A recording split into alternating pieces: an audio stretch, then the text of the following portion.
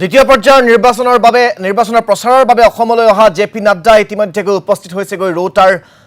যি জনসভা সেই জনসভাস্থলীতে আমি পোনপটীয়াকৈ আপোনালোকক দেখুৱাইছো বিজেপিৰ ৰাষ্ট্ৰীয় সভাপতি জগত প্ৰকাশ নাড্ডাই আজি দৰং উদালগুৰি লোকসভা সমষ্টিৰ যিগৰাকী বিজেপি প্ৰক্ষেপিত প্ৰাৰ্থী সেই দিলীপ শইকীয়া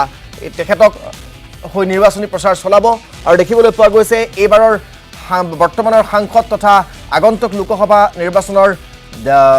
দৰং উদালগুৰি সমষ্টিৰ প্ৰাৰ্থী বিজেপিৰ এগৰাকী শক্তিশালী নেতা দিলীপ শইকীয়াই এইদৰে আদৰণি জনাইছে জেপি নাড্ডাক ৰৌতালৈ আপোনালোকক দেখুৱাইছো সেই পৰিৱেশ আৰু বিহুৰ বতৰত এইদৰে ঢোলত এচাপৰ মাৰি এই জনসভা আৰম্ভ কৰিছে বুলি ক'ব পাৰি আপোনালোকক দেখুৱাইছো এয়া জেপি নাড্ডাই ঢোলত এচাপৰ মাৰি এইদৰে বিন বজাই কিছু আনন্দ উল্লাসত ভাগ লৈছে অংশ লৈছে এয়া দৰং উদালগুৰিৰ ৰৌতাৰ পৰা আমি সেই জনসভাৰ পোনপটীয়া সম্প্ৰচাৰ আপোনালোকক দেখুৱাইছো বিজেপিৰ কৰ্মকৰ্তা বিষয়ববীয়াসকলে এইদৰে তেখেতক আদৰণি জনাইছে আৰু তেখেতক গামোচা পিন্ধাই আদৰণি জনাইছে আৰু লগে লগে এই সভাৰ শুভাৰম্ভণি হৈছে रविंद्र बसुमतारी वो भी एक सेरजा जो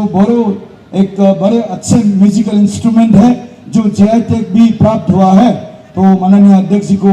भेंट कर रहा है रविंद्र बसुमतारी जी भवेश कलिता जी को जी धन्यवाद मोर लगत सकलोए एबार प्रचंड आवाजेरे दुई हाथ ऊपरले तुली सकलोए कब भारत माता की भारत माता की वंदे वंदे BJP BJP UPPL UPPL AGP AGP Narendra Modi ji JP Nadda ji JP Nadda ji JP Nadda ji धन्यवाद। आज हमारे बहुत ही सौभाग्य है हमारे बीच में हमको आशीर्वाद देने के लिए और नरेंद्र मोदी जी के जनता का आशीर्वाद लेने के लिए हमारे बीच में पहुंचे हैं विश्व के सबसे बड़े राजनीतिक दल के सम्मानित अध्यक्ष कुशल संगठक हमारे प्रेरणा स्रोत आदरणीय